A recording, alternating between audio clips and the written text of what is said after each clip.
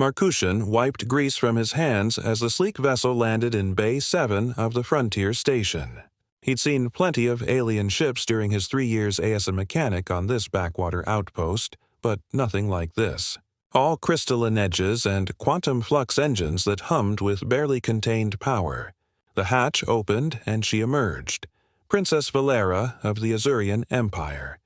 Her iridescent skin shimmering like oil on water, her 4 eyes blazing with frustration. Behind her trailed a dozen attendants, all keeping a respectful distance. "You," she pointed at Marcus with one of her 3-fingered hands. "Fix my gear. These incompetent fools cannot repair even basic propulsion systems." Marcus raised an eyebrow. The Azurians were known across the galaxy for their technological superiority and their pride. They didn't ask humans for help. Humans were considered primitive, barely worth noticing. "Please," he corrected gently.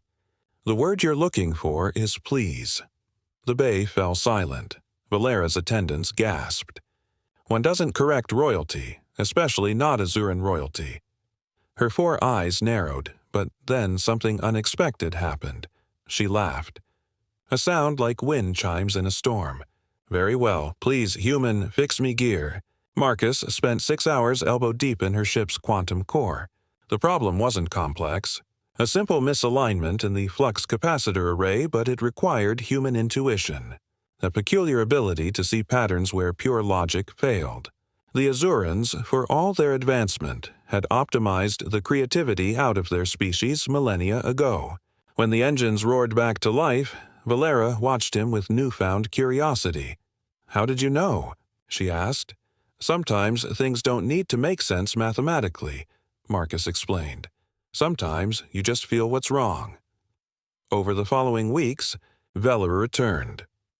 First for consultations on other mechanical issues, then 4 conversations about human philosophy, art, and that strange quality her people had lost, our imagination.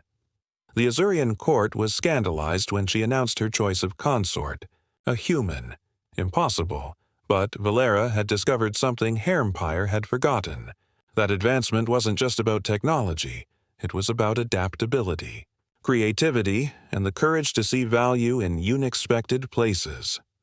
On their bonding day, as Marcus stood beside her before the assembled nobles of 1,000 worlds, he whispered, "You know, you could have just said, 'Please,' from the beginning." Velera's laugh echoed through the grand hall, and missed the chance to find someone who dare correct a princess. Never.